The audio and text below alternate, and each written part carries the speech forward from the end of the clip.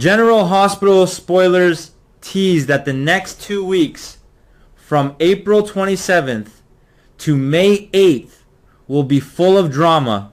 Michael James Scott arrives at GH, Ethan attacks Sidwell, Rocco continues to worry, while Lulu takes new action. There's more storyline to come, so let's begin. I have to be honest with you, the moment I heard Jocelyn may have found something strange about Cullum, I leaned forward in my chair. Not a little, a lot. Because in Port Charles, when a young woman like Jocelyn starts noticing things, that is never just a small clue lying around. No, ma'am. That is usually the first loose thread on a whole sweater. You pull it once, and before you know it, the whole thing is coming apart in your hands. And this time, it feels serious.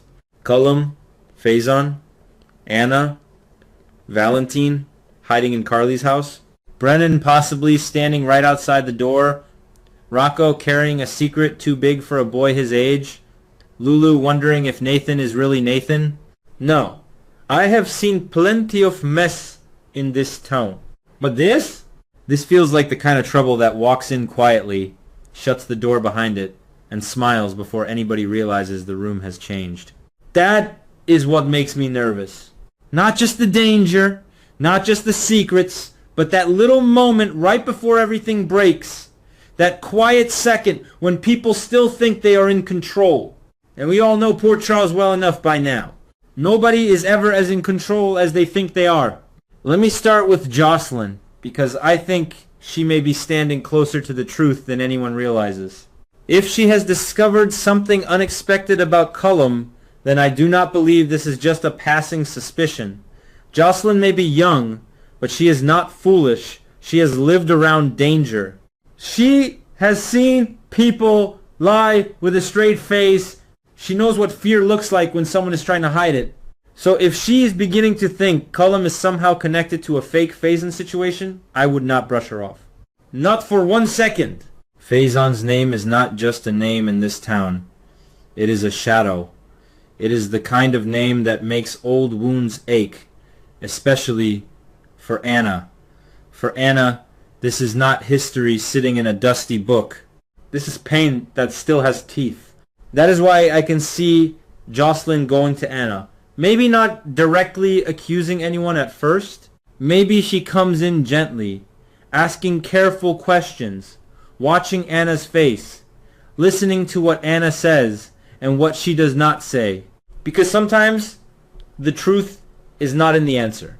Sometimes the truth is in the pause before the answer. And Anna, bless her heart, has carried enough darkness for 3 lifetimes.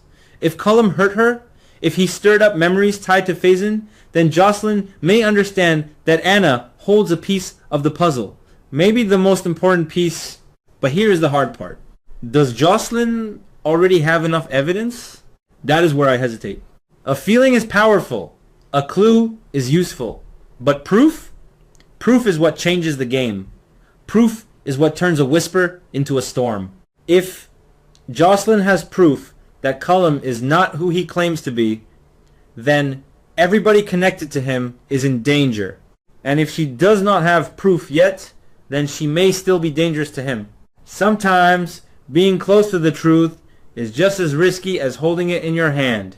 Now, while Jocelyn may be digging around one secret, Carly is sitting on another one inside her own home. And good Lord, Carly. Only Carly could look at a dangerous fugitive and think hiding him under her roof might be the best move. Lucas finding out that Carly is protecting Valentin is the kind of moment that can tear a family conversation wide open. I can picture Lucas standing there stunned, angry, hurt. Not because he does not understand Carly. He does understand her. That is the problem. Carly has always been bold. Sometimes brave, sometimes reckless. Usually both before breakfast. She sees danger and thinks she can outsmart it. She sees a threat like Brennan and decides the best way to fight fire is with a bigger fire. But Lucas is not thinking like that. Lucas is thinking about family. He is thinking about loss.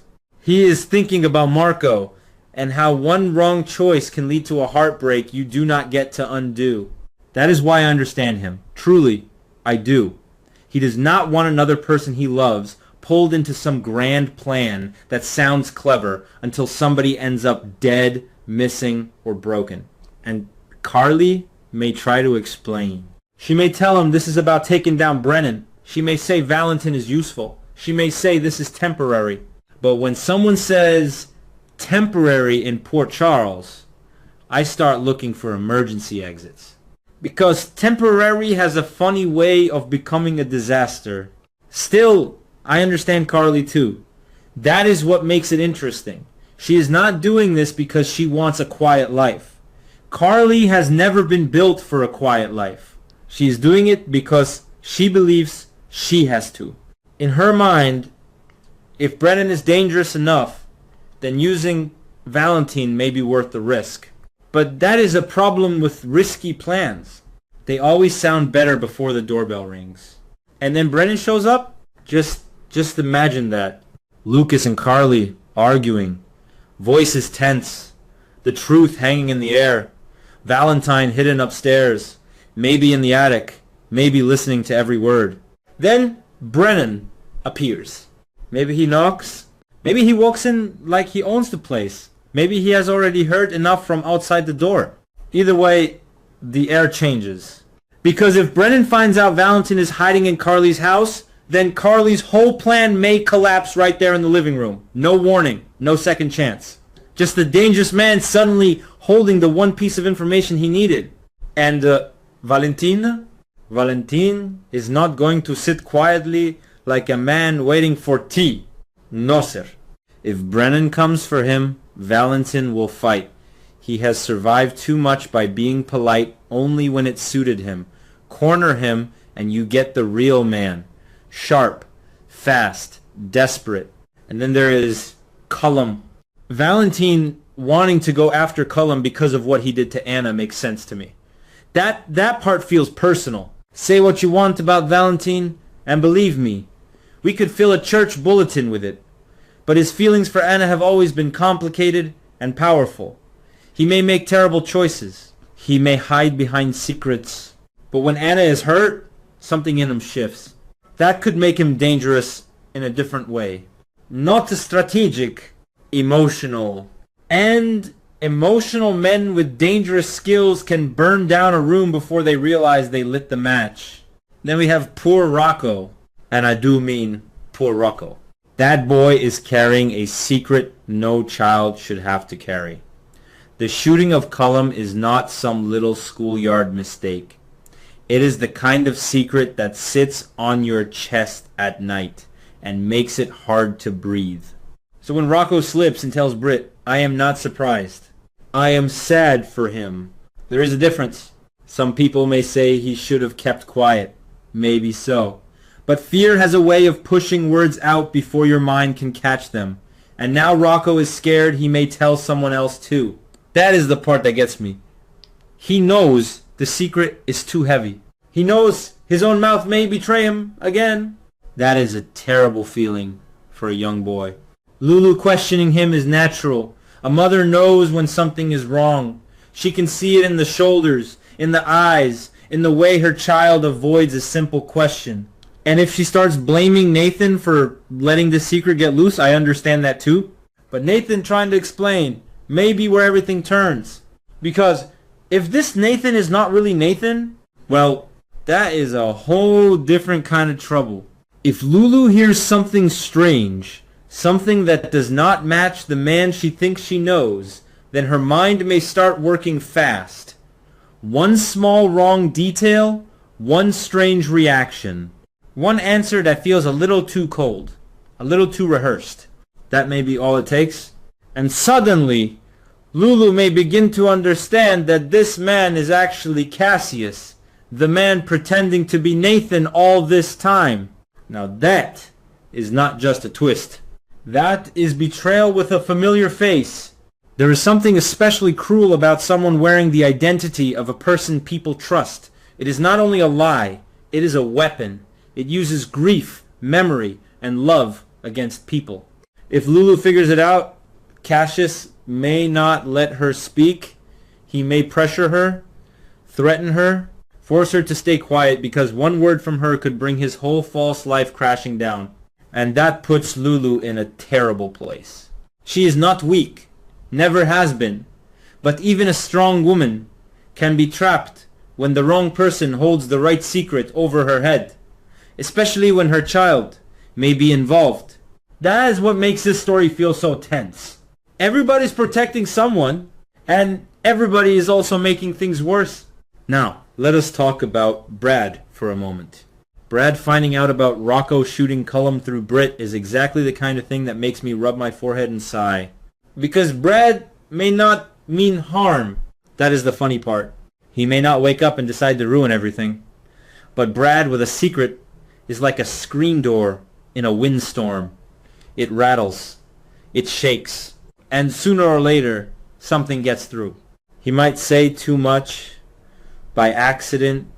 He might hint at something. He might panic. Or he might simply talk to the wrong person at the wrong time. And that is how secrets die in Port Charles. Not always with a confession. Sometimes with a careless sentence. Then, thank heavens, we get a little music with Emma and Gio bringing Michael James Scott to town. I like that. I really do.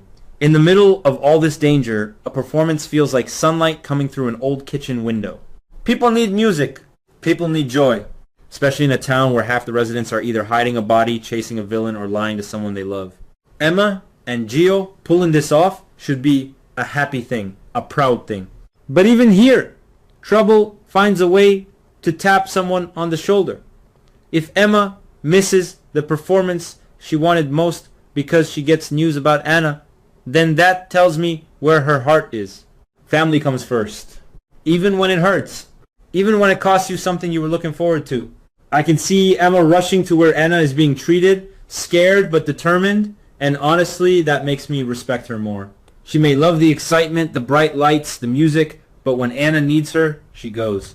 That is the kind of choice that shows who a person is.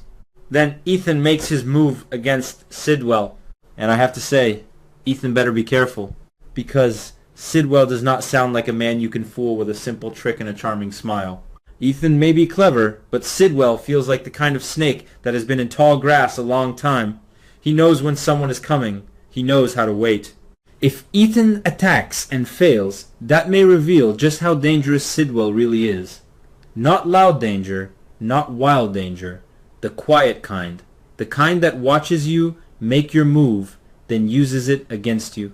And if Ethan is also tied to Jacinda's past, possibly as her ex-husband, then we have ourselves another knot in the rope. Because that would connect him not only to Sidwell's story, but to Michael, Willow, and Jacinda too. And once stories start connecting in Port Charles, nobody walks away clean.